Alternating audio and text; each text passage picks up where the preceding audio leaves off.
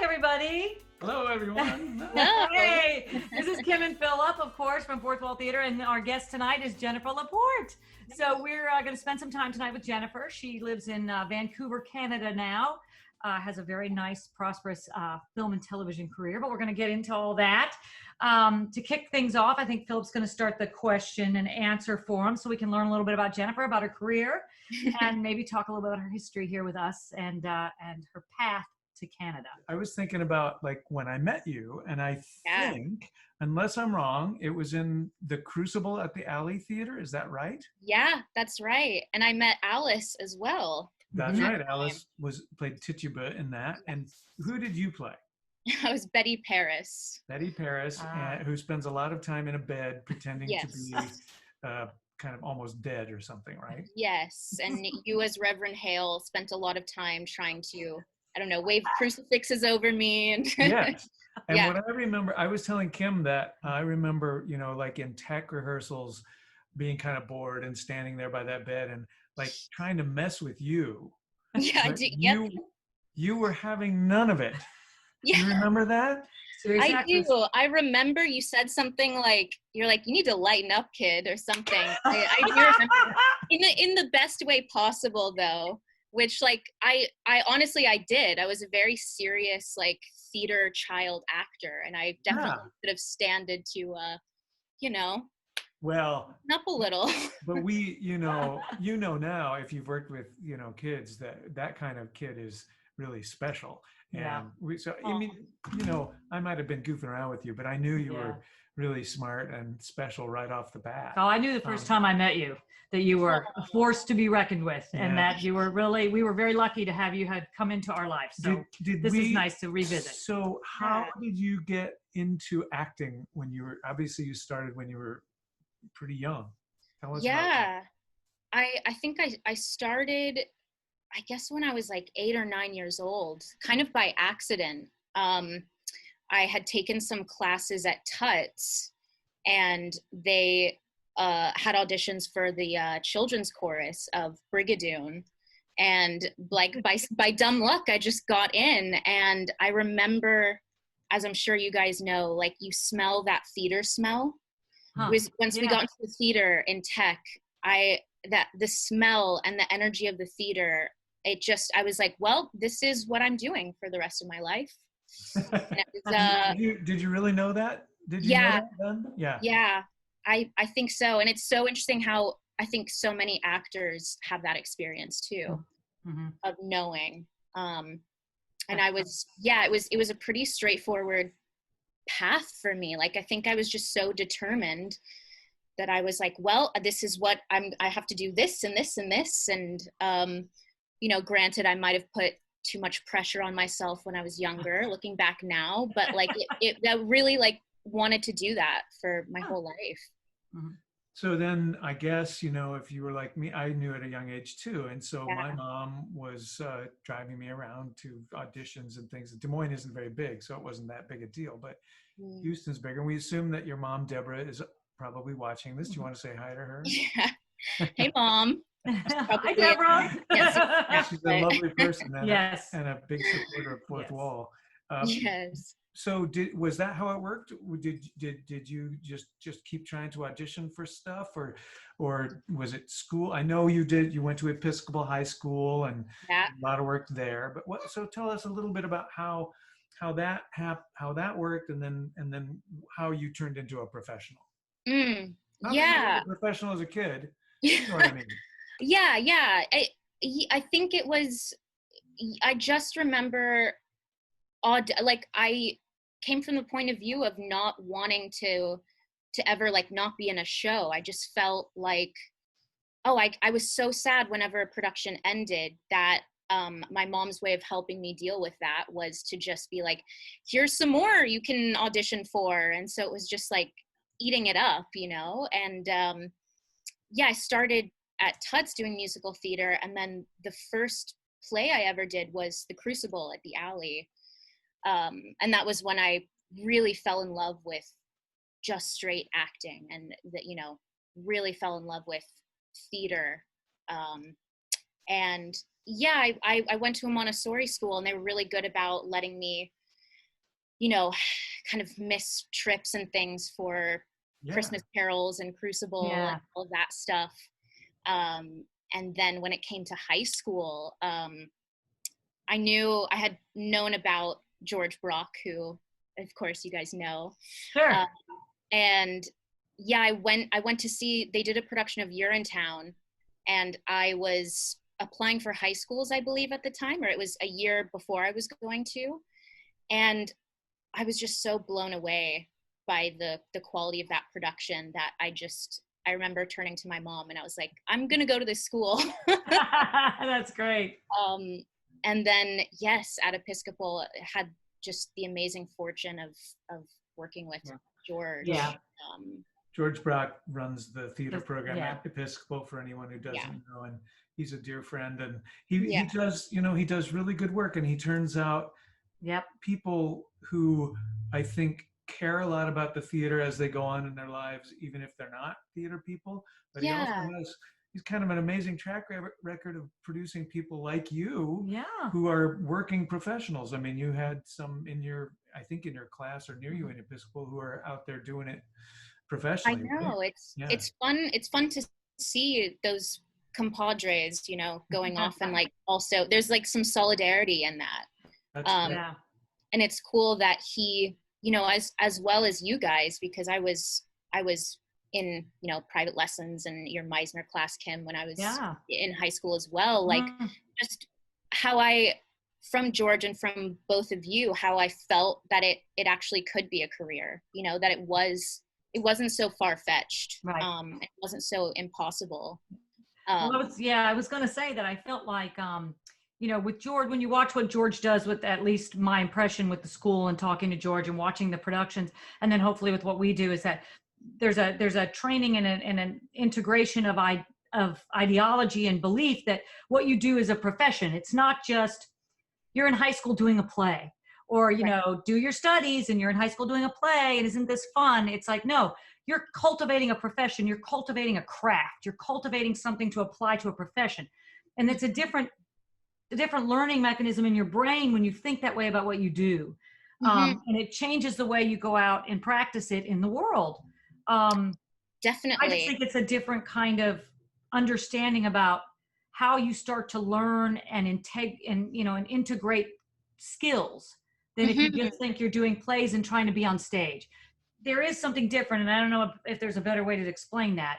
But no, that's such a good way of putting it, because I was thinking too, as I was getting ready to sit down and talk to you about how my experience working with both of you and at Episcopal and with Generations, how much it helped me build up like a stamina and a kind of rigor, and the work ethic needed, where it kind of, you go through that and it makes a day on set like, not, I don't want to say a piece of cake, but sure. but you're like, I know how to do this. I have stamina. It's okay. It's not impossible, or it's not this mammoth thing. And it's cool that he trains people in that way, and he really demands that. I think it's important. I think it's rare. I think that's great that you feel like that. I know, I remember personally, I'll tell a little story about you, but I remember when we were working on your college auditions and you were working on The Seagull. Yeah. And I remember coming home and telling Philip that it was rare that someone your age could be in a room and integrate the notes that I would give them on such a deep and personal level, because you understood something about personalization and attention to relationship that most young people don't understand. And some of that's working in Meisner and us continually talking about respond to the person in front of you. But it's also something about the seriousness of what you were as an actor, the seriousness you had about, this is a craft. It's not a presentation. I'm not up here giving a presentation. I'm trying to understand a skill that's about truth. And you inherently understood that. And and you can teach it a little, but what you do is you reinforce someone's natural ability to move to that, and you encourage it and you push it, and that you have that. That's so funny that you say that, because I'm like, I feel like you both really helped me hone in on that, because, you know, when you're starting out as a kid, and, you know, when you work with really good child actors, you know that it's infuriating sometimes. It's like, oh, they don't have to act, they're just doing. Sure. And you grow up, and then you start to develop that self-consciousness that's really difficult to, you know, it can be really difficult and inhibiting. And what you guys really helped teach me at that age was like listening and substantiating everything, just as you said, of like just how important it is to make everything so personal to you, and everything in the script needs to be substantiated, because you can tell when something's phoned in, or when an actor has like no relation to, you know, this necklace that their father gave them, or you're like, well, what? I don't believe you. You're you don't have any relationship to that at all. No. And yeah, I felt like you both, you know, in different ways really taught me the importance of that. And I'm thinking too, like how helpful Meisner was and is for that, for the listening and right, playing off of whatever comes at you. It's like, that's what's really great to me, is even if you have an actor with you that's not great, you play off whatever you get and it works. It's amazing how it doesn't even matter. It just will work if you actually release the idea that you have to be a certain way. Whatever they give you, you'll respond truthfully to it, and it will work for the scene. Yeah, because I'm sure you guys know what it's like to be, you know, working with an actor, and you're like, I could punch you in the face and you would probably say the line the same way. Exactly. You know? Or I always say The Exorcist. I could spin my head around and vomit and you wouldn't even see it. And it's like, you're like, just be with me. I just want you to, it's such a gift to work with actors who can do that. And I'm thinking of, you know, when we did Stage Kiss and how fun that was, when you know, I felt like I could really play off of both of you. And it was like, I know it would be different every night. Yeah, it was a lot of fun. I was glad you got to do that. Jennifer's talking about the play by 𝗪𝗏, Stage Kiss, that Kim and I were both in at Fourth Wall. And there we go. There's some photos. A couple pictures of our. There's Kim and Jennifer dressed as a maid. Yep, in Act 1, and then Louis Galindo and Jennifer as my daughter dressed as a snotty teenager. I still have that choker. I use it for auditions for rebellious teenagers. So. Excellent. Well, that was fun. That was great. I want to talk. Oh, before we go any further, and speaking of attention to relationships, my mom is watching for the first time tonight. So hi, Mom. Hi, Mom. Deanna Layla's on. Yay. She's joining us from Des Moines, Iowa, my hometown, where I started working in the Des Moines Community Playhouse. But I wanted to talk a little bit about, since we're talking about acting, let's talk a little bit about some of your first films. And I know that some of your first film was with another Houston native who was also in Christmas Carol with us at the Alley. And I think one of your most recent films is also by her. I noticed. So you want to talk a little bit about that, and maybe talk a little bit about how you, if you change your acting when you're in film, and if so, how, and if not, why not? Something like that. Yeah. Oh, it's so funny to think about that. Because growing up, I felt, you know, I didn't have any interest in doing film at all. I was like, no, I will be doing theater. That's it. And then I think it was my senior year of high school, and 𝗕𝗏𝗆𝗍𝗍, who now her last name is changed. She's married. She was the director of cinematography for this horror comedy called Klinger. And, you know, I forget exactly how I read the script. There's blood spatter. And you're bloody for a lot of this film. Yeah.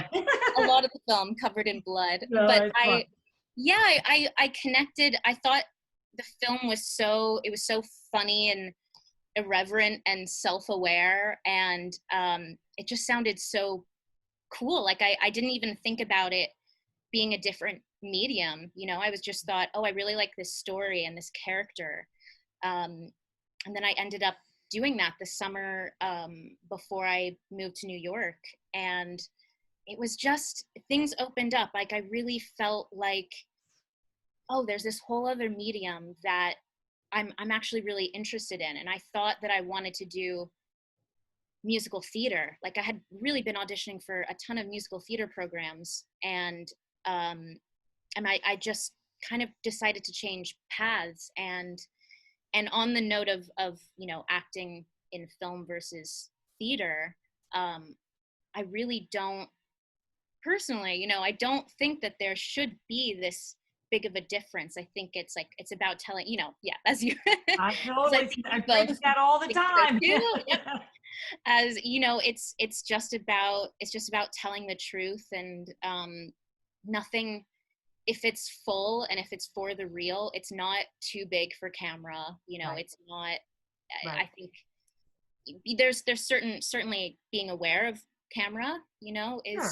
important, but no, I just became so interested in this medium because it felt, it's like a different way of working. And instead of, you know, you're doing scenes out of order and you're not just running the whole thing through.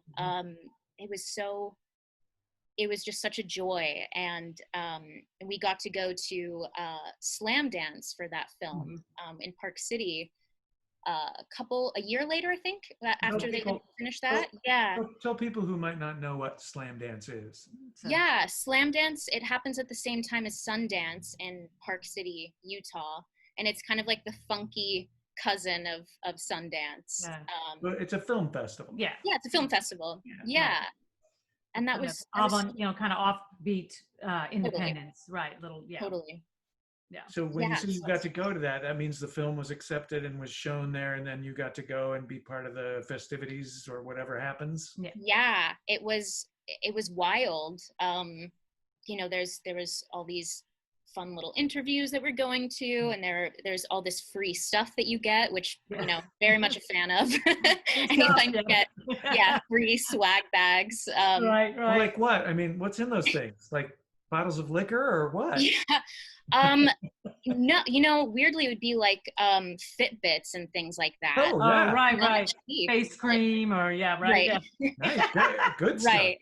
But those are the fun moments that I always feel like whenever a project, whenever you get to go to, like, you know, an opening night party or a film premiere or something, for me, it's always, those are really special moments that I always try to really soak up and remember for the days when, you know, your inner critic is like, oh, you can't make it, you can't do this. And you're like, It's okay. It's okay. So wait a minute. Are you telling us that even though you've had all this success, that still happens to you? Never goes away. Yeah. I know. We know that. I mean, we do it all the time. We're like, oh, it's awful. Yeah, it is. But it's, as an adult, I've realized how important therapy and self-work is for the actor and the artist. Totally. Yeah. Absolutely. It's really staying important. Healthy, staying checked in. Well, so we all have those days. Especially now when it's very. Are you able to work in Vancouver now during the as Alice called it, the Rona? Yeah, it's the Rona. I'm excited to see the Rona plays that come out of this. Yeah, I know, right? I'm not sure I am, but okay. Yeah, no, not yet, but give it a little bit. Once it's over, we'll go to the Rona plays and remember. Right. But yeah, I as I was telling you guys earlier, I do almost feel guilty being up here. I feel very safe because people are quite respectful, wearing masks, and because of that, there are productions shooting right now. You know, we have all the Hallmarks that shoot Christmas movies up here, and they are I think the world will end and Hallmark movies will come out. So they are in a race to get all their Christmas movies done. And for me, I had a film baby that it's called 𝗲𝗄𝗃, and it's a web series pilot. Yeah. It was given a grant, which is awesome. And we were meant to shoot right before everything got shut down with COVID. And now, thankfully, we're going to shoot in at the end of this month, so a couple of weeks. Well, why don't we show everybody your trailer? Don't you For think? your pilot. Here we Sure. go, everybody. So we're going to Segue. share this pilot trailer for Sigma, Yeah. Jennifer's new web series.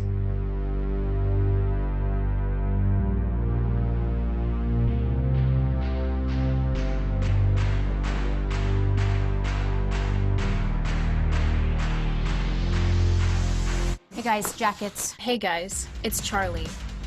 Last year, I lost my team and my girlfriend. So this year, I decided to assemble a team of new players. Who are we? Artemis! Who are we? Artemis! There's Kennedy, the rookie, Taylor, the computer wizard, and Amelia, the streamer. Hey, sorry I'm late. Oh, and did I mention my ex? She's also on the team. I totally don't still think about her all the time. Yeah, this is gonna be a challenge. But you know what? Even though everyone expects us to fail, I still believe in us. You ready? Yeah. I'm ready. Team Artemis, out.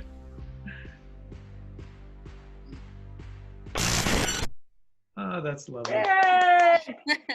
So tell us a little bit about it. Tell us a little bit more about where that came from. I mean, now, is this your own project or? Yeah, this is. I'm the writer, and I guess project lead. But it's, yeah, since I've kind of come into my, I don't know, artistry as an adult, I've realized that I really love writing and creating my own work. And I think it really gives agency to, you know, any actor or artist, you know, when they have control over a project. Mhm. And I'm really passionate now, especially about, I really believe that everyone should be able to see themselves represented on screen and on stage. And so it's really in my personal mission statement to, you know, write stories that get to show really real, interesting people on screen. And so Sigma follows a group of female and queer college gamers who are chasing the carrot of this championship that will award the winner free college tuition. So it's fun. awesome. So it's I think the gaming and the world of esports is a really cool vehicle for showing diversity on screen. Sure. Yeah. No, I think that's great. It looks really fun. It looks Yeah. like it's fun. Yeah, those characters are is. great. That's cool. Thank you. Good. I'll have to check it out. Did you make the pilot partly to get funding, or how did, what's that We about? made a trailer, and we had to put, you know, a pitch package together to get the funding to make the pilot. I meant trailer. I meant the trailer that we just Totally. watched. It's okay. I don't think a lot of people in, you know, who don't know about the film business, they don't know that a lot of trailers like that get made for promotional or you know, funding purposes, and that the thing doesn't exist yet. You know, it's only the Right. trailer. Yeah. Right, but we wanted to go, it wasn't required for us, but I felt really like it was necessary to really show the tone of what we were going for, and to get to show all of the characters right off the bat. And it ended up working in our favor because Yeah. we got that funding. So That's Yeah, that's awesome. right. It looks like fun. I'm glad you're getting to do that. What, Canadian government funding? it's through a telecommunications company here, but Cool. that's one of the reasons why I love being in Canada, is because they're so good with funding emerging filmmakers and female filmmakers. So it's Great. really amazing. That's awesome. Wow. Mhm. Yeah. Good for you. That would That's be great if we had that here. I know. I go down that rabbit hole. Okay, I was doing so great. You want to come back to I was Houston? really happy until Jennifer? he started talking about that. Well, wanna come back just and look, do- move up here. We'll, you know, don't Yeah, even there don't. you go. Oh my God, it's the conversation I have every other day. yeah. Talk about why I'm talking about Yeah. moving to Canada. We're not going to start that conversation. Well, right now, Yeah. if anybody would let us. No, that's true too. There We're is a stuck. ban on Americans because we're all COVID I insane know. people right now. So but that's okay. let's talk a little bit about, there's another trailer that we have. I don't know whether we'll watch it or not, but it's for a movie called West of Hell. Is that right? Yes, West of Yes. Hell. Yeah. And I noticed that there's a link there. There's a link there. Obviously, you're in both that and Klinger, but there's another link. Another link, a horror movie. Is that what you were going for? Yeah, but isn't also 𝗕𝗃𝗀𝗃𝗃𝗃 involved? Yes, that's Oh. right. It's the same people, same director as well. Michael Steves directed both Klinger and Yeah. West of Hell. And we filmed both of them, or no, we didn't film both of them back to back, but it was, we were filming West of Hell in LA in a little sound stage. And then right after we wrapped, we went to Slamdance for Klinger. So it was like, it was such a sweet, exciting Interesting. little, like, it was a winter break from my conservatory. And it was one of those like special memories. Like what a fun thing to get to do on a break from school. Right. I always, in my career, I still take pride in getting hired again by people. Yeah. It's a big Oh, deal. yeah. There's a lot about you. Mhm. Yeah. And they were amazing collaborators to work with, really smart, Yeah. funny people. Yeah. Well, that's, if my memory serves me correctly, I think I gave your name to Gabby for Klinger. Oh, okay, maybe, yeah, is I that think I did. Yeah. Yeah, I'm there pretty you go. sure. There goes It's your, all Kim's fault. I know. Yeah. Oh, yeah. I feel That's so terrible. sweet. Yeah. I feel terrible that you got to do those two really fun movies because Yeah. wonderful, beautiful Gabby. Yeah, She I know. called my studio, I think, and I got to know her a little. And then I did some short for her with Justin, I believe, at some point.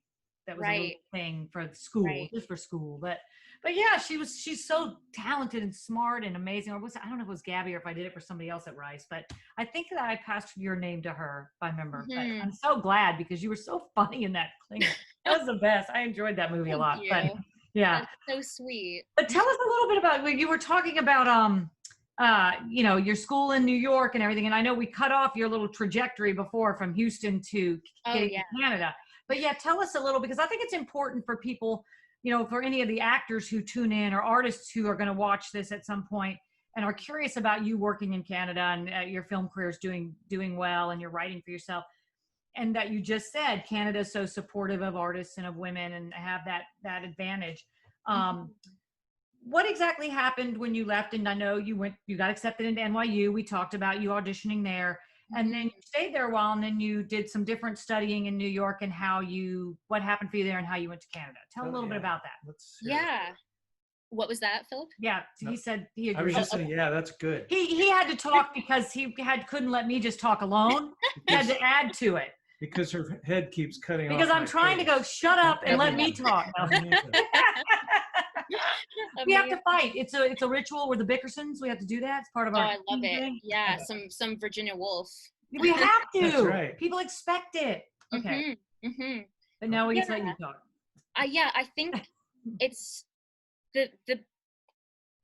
it's so interesting thinking back to like, when you guys were helping me prepare for auditioning for schools, because I had such an idea of what I thought I was going to do, and that, life never goes how you plan it to. And especially as an artist, like, I think the most important thing you can do is just staying open and trusting your gut. And so I got into NYU, and I moved to New York when I was 18, and I loved my time at NYU. I was there for a year, but I was placed in a studio that I really wanted to be in Atlantic, and it's kind of like Harry Potter sorting. When you get into NYU, they put you in a studio. Could be the Stella Adler, Meisner, and you have to stay in that studio. And so I decided to take a leave of absence and go to Atlantic's full-time conservatory. And it was just the trusting of the gut thing. Like, I would never have kind of expected for that to happen, but I'm so glad for that, because I loved my time at Atlantic. Tell those who don't know, you're talking about Atlantic Theater Company School, right? Yeah. Tell people a little bit about what that is and who found it, or whatever's important about it to you. Yeah, it was a school that was founded by David Mamet and William H. Macy.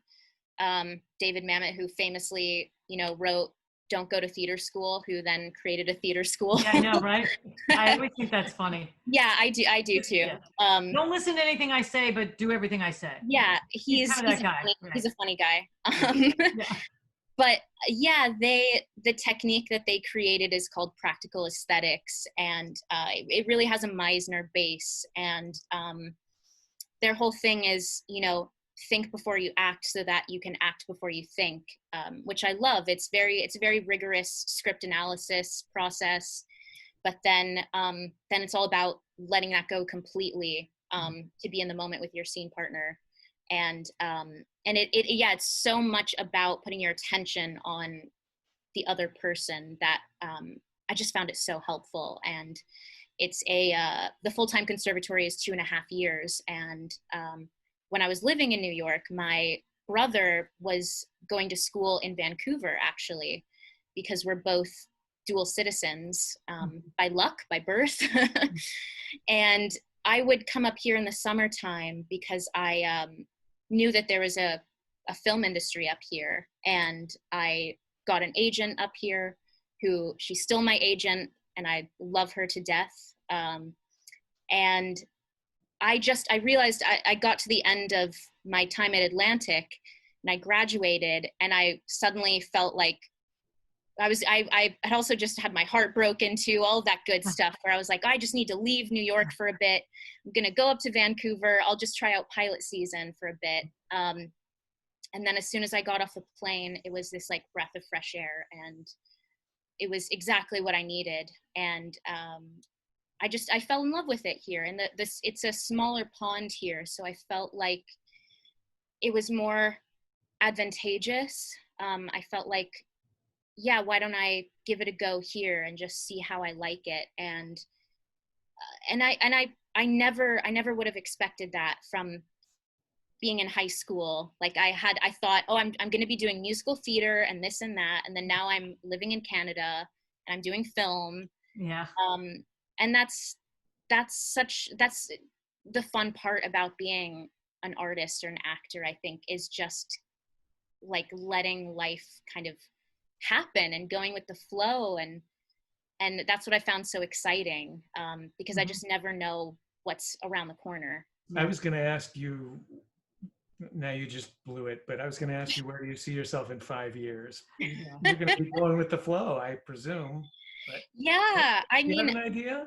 Will you be in a theater ever again, or is it going to be film? No, I would love. I miss theater so much, and I love Vancouver, but it also isn't really a theater town. Yeah. And I would love to be doing theater again. But sometimes there are sacrifices that have to be made, where it's like, all right, I'm gonna just like stick it out for pilot season instead of maybe like doing a play somewhere, or and those are the choices that I've made thus far. But luckily I work with reps who they often submit me for theater stuff, which is awesome. Okay. So I do. Like in Vancouver or in Toronto or in like New York and LA. Yeah. Oh yeah, oh great. Yeah. Citizenship, right? So sure. So it's fun. I'm always open, and I'll be gunning for that for sure. But I would like to, I think I'd like to be in California at some point within 5 years. I mean, again, who knows? I don't know, but I'd like to be down in LA. Whenever it feels right. It's kind of the next step, I think. I think that makes sense. I mean, but it's a weird town. You're building a really good resume, and you're building some substantial credits, and to open that door to a wider selection of things to go out for and have a more accessible, career in film. And then there's theater there too. You could do, there's the Mark Taper Forum. There's, a lot of stuff. Chicago's right next door, not that far. I mean, it's a couple states over, but it's not terrible. And you know, a couple states over. Right next door. That's how I think of it too, though. I know, Honestly. well, you think about New York and LA, and you're like, New York and LA is like the other side of the country. So you're like, well, Chicago's kind of next door. There's just a little bit of a half a pond jump. Definitely. Yeah. Doesn't seem that far. Doesn't seem that bad to me. I'm like, I could drive that. Yeah. Chicago's such a cool city. It is. Did either of you, did you guys ever spend much time there? I forget. Which? Neither of us spent much time in Chicago. Yeah. I mean, he did a tour that I went worked through there. I sat down in the Titanic, the musical tour for 12 weeks. I mean, 3 months just doing Titanic 8 times a week in the Chicago Lyric Opera. It was great, but I didn't work. I wasn't going out on auditions or anything or getting to know the town. You know, I have a lot of friends who live there and are, you know, successful Chicago actors. And at one point we even talked about going there. Most of my family's still in Des Moines. And, we did. We thought it'd be nice to be closer. Yeah, if the theater hadn't started, we probably would have gone there. Because I was actually going to go there before I met him. Because like you, I quit college too to move to New York. I had a gut feeling, and 𝗕𝗲𝗶𝗀𝗍 told me to leave too, so that didn't hurt. He said, you should get your ass to New York right now. And I was like, oh, okay, I guess I will. So I left and quit school because I was older. And so I did that, and I went, and it was a great decision. And I went out there, and then I finished my degree at 40-something. So you never know what you're going to do. And if I hadn't come back and done that, I wouldn't have met him. So the life is weird, and being in the arts is weird, and you just don't know why you're going to do certain things. But there's no, you know, if I could go back and if I could tell like younger actors anything, it would just be like that there isn't one way to do something. And you think, and especially like going to a college preparatory high school, you know, that doesn't really know how to deal with artists. It's there can be a lot of pressure, and like I certainly I put way too much pressure on myself about getting, I mean, you know, you'll laugh, but I thought it's like, if I don't get into Juilliard, you know, I will die, and I'm never gonna be an actor. And while like Juilliard is incredible, you know, it's okay. You don't know what you're. No. And I don't think you're alone in that perspective. I think a lot of artists feel like if they don't get into Juilliard, their life is over. And there's a huge array of people who don't go to Juilliard and have a fantastic life and wonderful careers. So, yeah. Yeah, and it's just, there's no way to do it. Yeah. No, and I try to tell people that all the time. And you know, and I also try to tell people to be careful about thinking that every decision you make is going to make or break your career, or one job is the be all end all. It's like, no, do the job and just move on, and you know, enjoy it, be present in it. And like you said about going to your premiere nights and really having fun and remembering that you got to do this amazing job, because you could go 2 years without a job and then you could work every day for 5. You just don't have any idea how it's going to unfold. Yeah. And it's just about how to keep yourself sane and healthy in that space, and not trying to take the rejection personally, or which is hard, you know, it's really hard, but that's the challenge that you have to do to keep a steadfast course. Yeah, we know that, of course. And Yes. This thing where you go on audition after audition, and people who have different kind of jobs, they go to a job interview, and it is a really big deal when they don't get the job. But us, it's like, oh, it's a Tuesday. It's Tuesday. I know, right? I know. And I always try to tell people, just imagine your audition is like you're doing a little play. It's like, this is my little performance, and it's going to run 1.5 minutes. One performance, maybe 2. And there's 3 audience members, and I'm just doing it, and then it's over.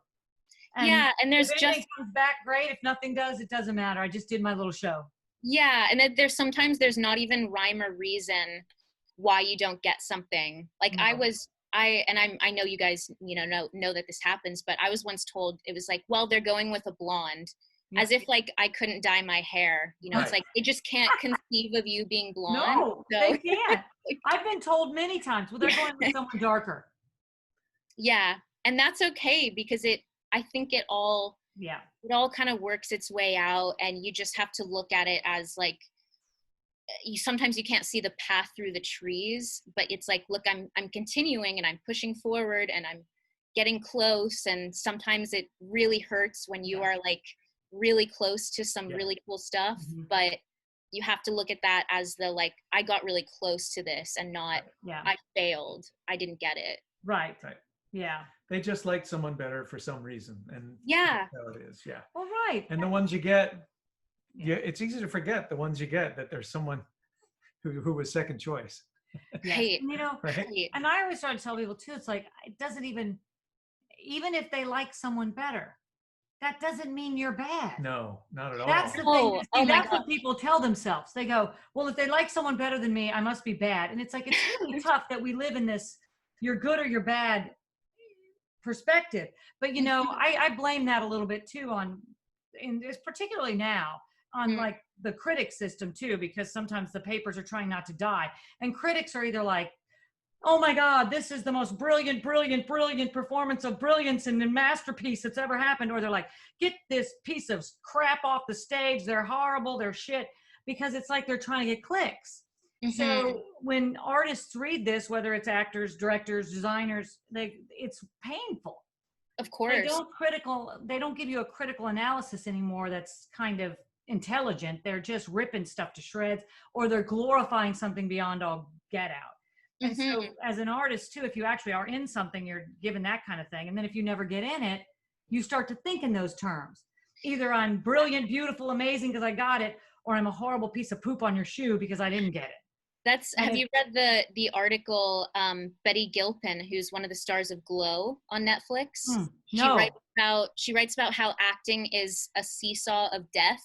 He's like, I'm either like the greatest thing or I'm like a dead possum on the road. Exactly. Like, and then you got the whole world out there reinforcing that, and you're like, oh my God. Like, I'll read the Rotten Tomato critiques of the little critics, and I'll be like, that's just mean. You don't have to say that. And that must be like, what is your approach to, you know, as far as like fourth wall? Do you guys read reviews? Oh, we don't read them anymore. Yeah. We don't read them, good or bad. No. Well, you know, sometimes as a producer, you have to read them, because just if you're, you know, when it was just the two of us, we had to read them because we did the publicity, right? But now we have this other wonderful staff. They can read them. They can read them. They can pick out whatever's good in them, put them out in the emails. Yeah, we don't have to read them anymore. God, we don't have to read them. I mean, I'm with you. I don't like to read anything. I don't need to read anything. The internet is terrifying, and I don't need to know what people think about me or. Right. Critics are good for publicity, and you know, and when they really understand the art form, they can be good in that way. But for me, when I'm having to act and I have someone's critical voice in my head who's not the director or my other, you know, how can that help? No, even if it's good. Even if it's good. I'm handsome and charming in this role. Because they have their personal opinion about what they like. And so they're only going to apply that to what they see. And it's not based on being a trained actor. Yeah. So, and you know, I always say to my students, I go, look, if you're going to read critics and you're going to get all excited when they tell you they love you, you got to believe them when they say you suck. So don't go read them when they say you're great and believe it, because then when they turn around in 6 months and tell you you're a dead possum on a seesaw, you have to believe it. And I thank God. Yeah, and the internet didn't exist when I was a young actor. Me too. Now, you know, now and it's social media, which I have been for about 2 months now. I have really been off social media, and wow, what a difference it made. Isn't it great? You know?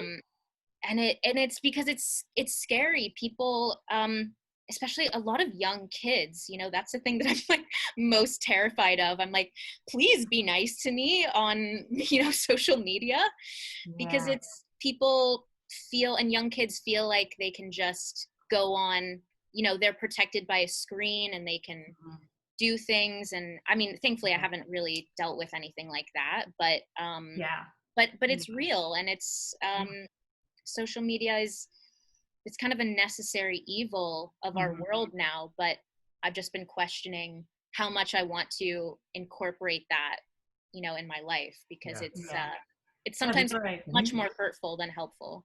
We have a I couple agree. of nice questions from a couple of our viewers. Yeah. Well, let's So, go in order. we have a lovely 𝗓𝗍 lady named 𝗕𝗍𝗍, who's a patron of our theater, who says, along with pilot season, what do you see or experience as the strengths of the writing and screen scene in Vancouver? So I guess what are the strengths of TV and film out there in Vancouver that you really particularly like? Well, we get a lot of shows up here. We have a lot of CW shows.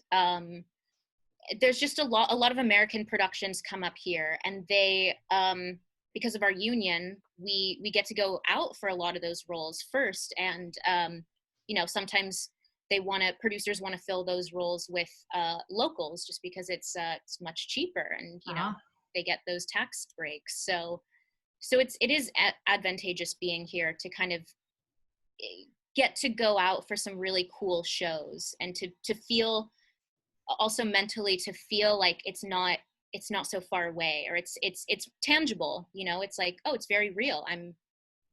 It's possible. It's out of my control, but it's also it also is very much a real thing. Well, and you mentioned that there is support for young filmmakers. You got some of it. Yeah. So that's obviously.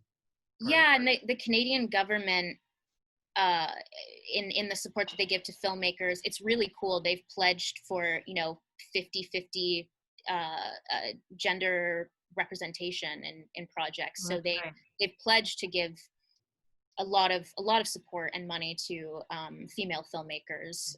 So it's great. It's awesome. It also makes me feel like, oh, it's possible to make my own work up here, because I don't necessarily have to crowdfund. Like, I can just put this pitch together and get a really good team together, and I can be given those grants and make the stories that I want to tell, and really uplift female and queer and underrepresented stories. So exciting. Well, along those lines, the next question is from 𝗕𝗽𝗆𝗆, who's a wonderful supporter of ours, a friend of Nick. Was Nick Farco? No, Nick Farco wasn't in Stage Kiss. No. Anyway, never mind. Sorry. Hi, Nick, if you're watching. Doesn't even know. But Kārīn asks you, when starting a new piece of writing, where have you found your inspiration for the piece comes from? Yeah. That's I feel like writers write what they know, and so I feel like anything I write, it comes from something quite personal, but it often manifests in different ways. And I'm really inspired by magical realism in writing, which is why I love Sarah Ruhl. I think she's so fun. Great. And I think for my project 𝗲𝗲𝗄, I started watching some documentaries on esports, and I was really fascinated by that world, because I love like underdog sports stories.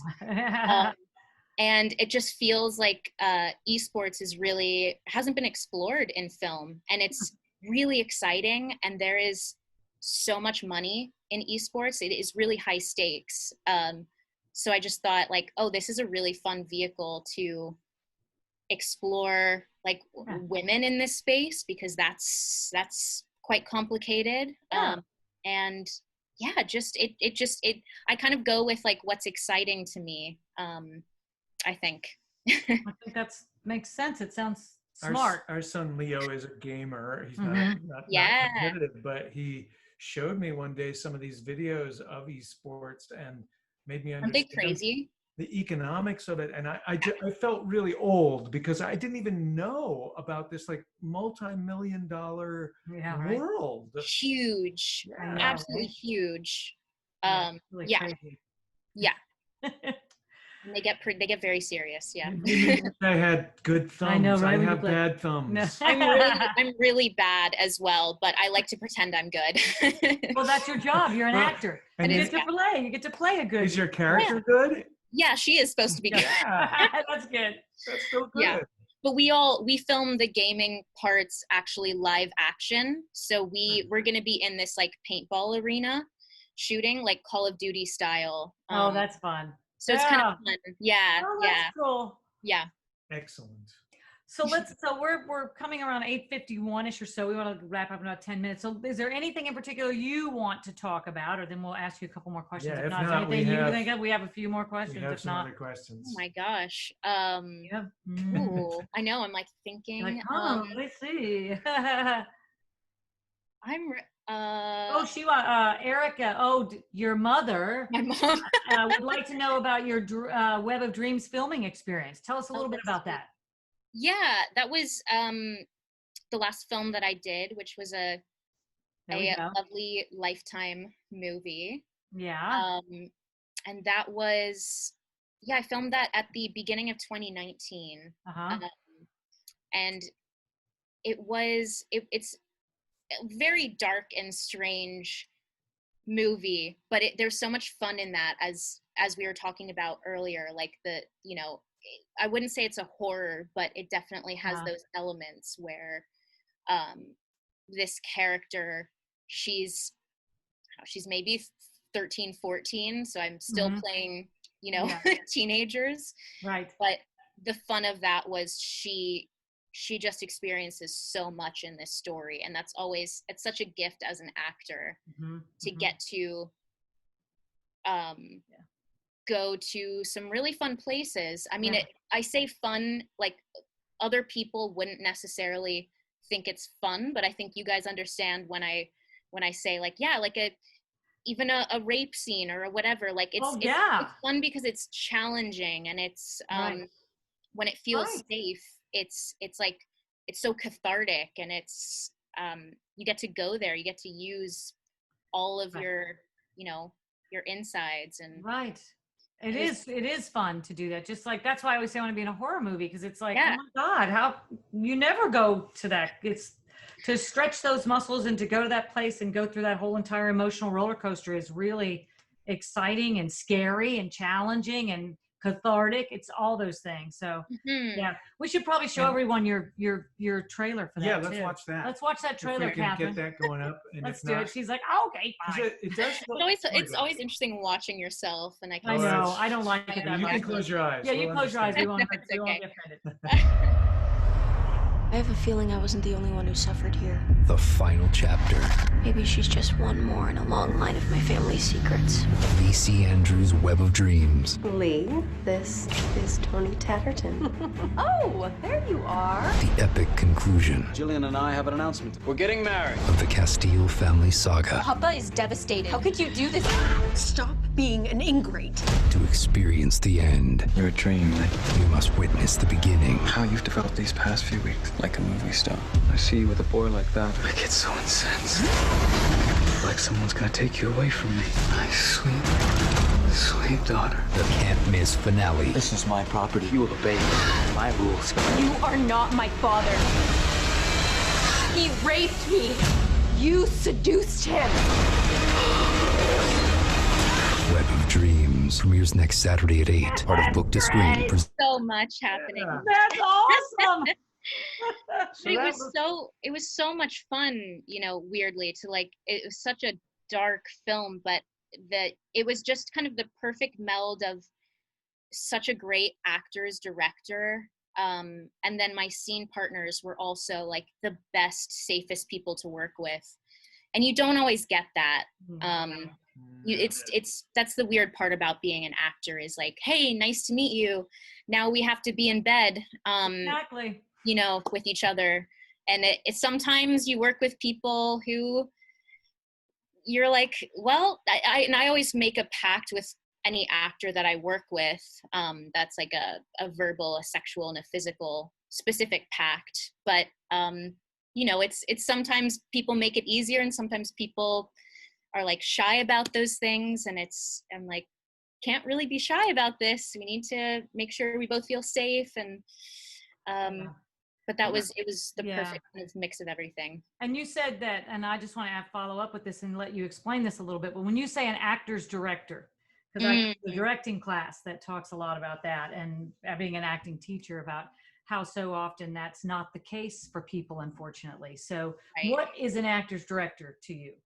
Oh, I mean, directing is it's so difficult. Like it is so difficult. And it's always such a relief when you feel like you get to work with a director who really is really on the actor's side, either like has been an actor themselves or is an actor as well, but really knows the vernacular to like talk to an actor.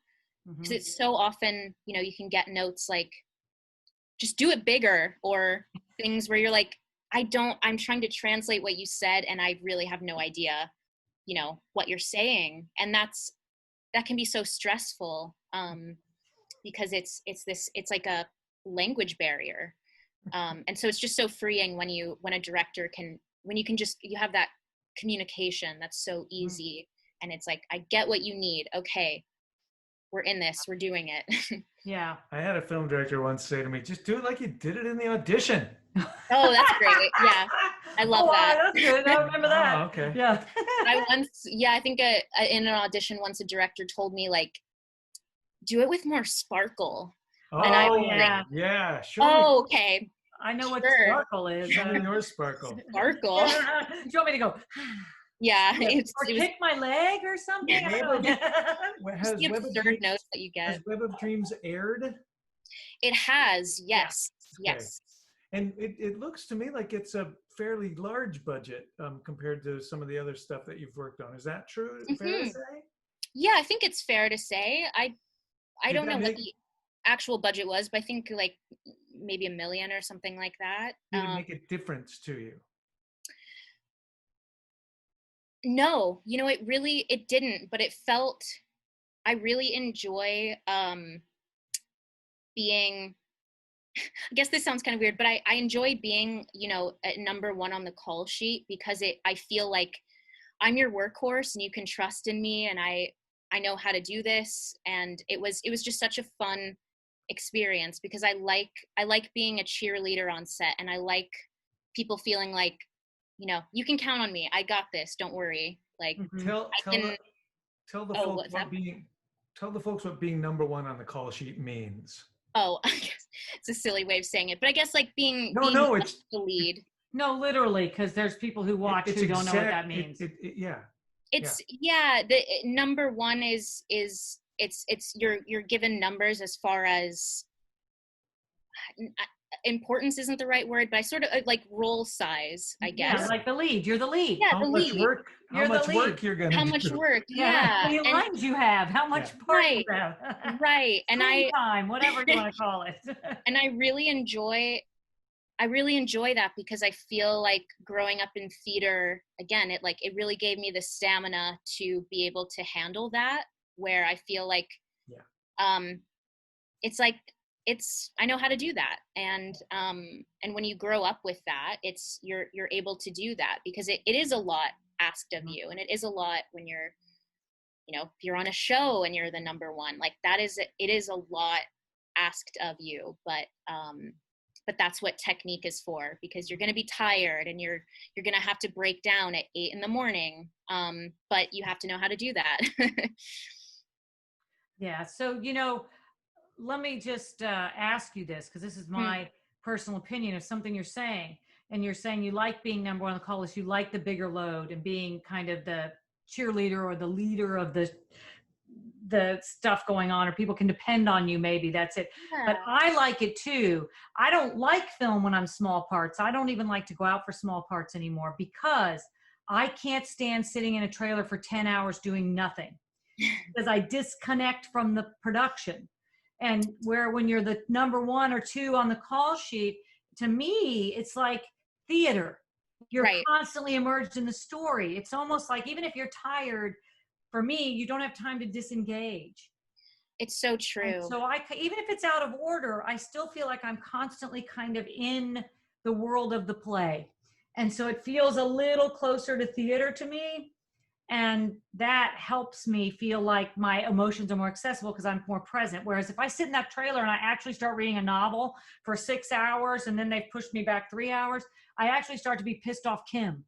Yeah. Like, and then you have to bring that. Are we gonna? And then then I'm like, are we gonna do this, or what the hell? Yeah. Yeah. I think both of those scenarios are where you really need that technique, and I love method work as well. I love like relaxation for that kind of thing, where if you need to be sitting in your trailer for however long, you know, it's always, you're always like relaxing, and then they're like, oh, and now you have 5 seconds, now we're doing your scene. And so it's like knowing how to just like tap in and go. Yeah. Not easy. It's true. Actually, on the both extremes, if you only have like your one little scene, you better be able to be relaxed and prep and be relaxed. Yeah, but it is hard. Like, of course it's hard. Yeah. That's harder for me than the bigger parts. Yeah. Yeah. Okay. So I think we've filled a whole hour. We and I did. think Oh my gosh, we have really? to let you Yeah. have dinner or whatever you do out on the West Coast. Do we want to ask her silly Yeah, let's question? ask a silly question. You want to ask? Okay, this is our silly funny question that we ask. Okay. So is there a particular actor or actress, or, you know, well, really actor, but we say actress for other folks who may not, you know, like to distinguish between the sexes. Do you have someone that you like to watch that's kind of like a secret pleasure that other people might think is like surprising because they might not be very good, or they're like, ew. Yeah. I love this question. Yeah, I was thinking about this. I have 2 answers. Okay. One is Shia LaBeouf. Oh yeah. Oh, okay. Honey okay. Boy. It's like it's not as a guilty pleasure, but you know, he's been maybe controversial. Yeah, because he's like a kind of a temper tantrum thrower or something, right? Yeah. But Honey Boy is exceptional. Like he just his work in that is incredible. Oh yeah, he does some incredible work sometimes. We but just watched a good movie that he's in called with the Peanut Butter Falcon. Peanut Butter Falcon. Yeah, I haven't seen that yet. It was good. It was really good. Maybe. All right. Yeah, and then the second one. My second one, again, not as much of a guilty pleasure, but I've just been thinking about her a lot lately. Is Awkwafina. I'm thinking in the ''𝗕𝗲𝗆. Oh yeah. Yeah. So, yeah, that was a great movie, and But she's just she's like quirky. Yeah. She really embraces like messy women on screen, and so I love seeing that. Yeah. Mm-hmm. All right, well, I wouldn't say that either of those are bad actors. So you kind of failed the question. Yeah, okay. But it's all right. What do you want me to tell you? I watched like Riverdale or that. I mean, that's like him, like Keanu Reeves. He loves Keanu Reeves. Love Keanu. I love Keanu too, though. Okay, good. Then that's good because we all do. I love him too, and he's not a great actor, but he's an amazing human being, and he's beautiful. I was just gonna say, it's just nice to look at, but and he's a great person. So he gets all the passes. And he was actually pretty good in Something's Gotta Give. We're gonna come full circle. We're gonna end with a photo of you in a production at the Alley. Didn't we start with that? Oh, that's so sweet. Yeah, I don't know. Maybe we did. There you are. There you are with our friend John in Houston Felch when you're very young. Alice is back here in the background behind the gate. With the fence over there. So we're gonna say good night or good afternoon, and thank you so much. Oh, thank you guys. Yeah, it was fun to just hang out for a bit. Yep, wonderful to see your face. We're excited to see your web series, and we are really grateful for your time. Oh, thank you. Yeah. Well, I love you guys. It's really great to you. And I have to say that I could not be prouder of what an amazing, beautiful woman you are. Ditto. Beyond your career, you're a beautiful person, and I'm so glad we know you. Thank you, Ken. You're welcome. I'm gonna write a film for us to do. Let's do it. I don't even. It doesn't even have to be a horror movie. It doesn't have to be. Let's do it. Oh, as long as I'm number 1 on the call sheet. Yeah. He doesn't get to be in it. Yeah. Goodbye. Be like mysterious figure or something ghostly. I don't know. That would be good. Yeah. Oh, we love you very much. Right. Take care. Thanks again. Bye, sweetie. Bye. All right. Good night. Beyond the Fourth Wall is produced by Fourth Wall Theater Company, Houston's home for extraordinary performances up close. Each guest is paid for their appearance on this series, in accordance with our mission to pay artists a living wage. Follow the links in the video description to support Fourth Wall with a tax-deductible gift, or to subscribe to our upcoming 10th anniversary season. Bye. Bye. Do I leave or? I don't know. I think I don't know how we end this, actually. All right, I'm stopping it. Hold on. I'm still on. Stop it. I know, right.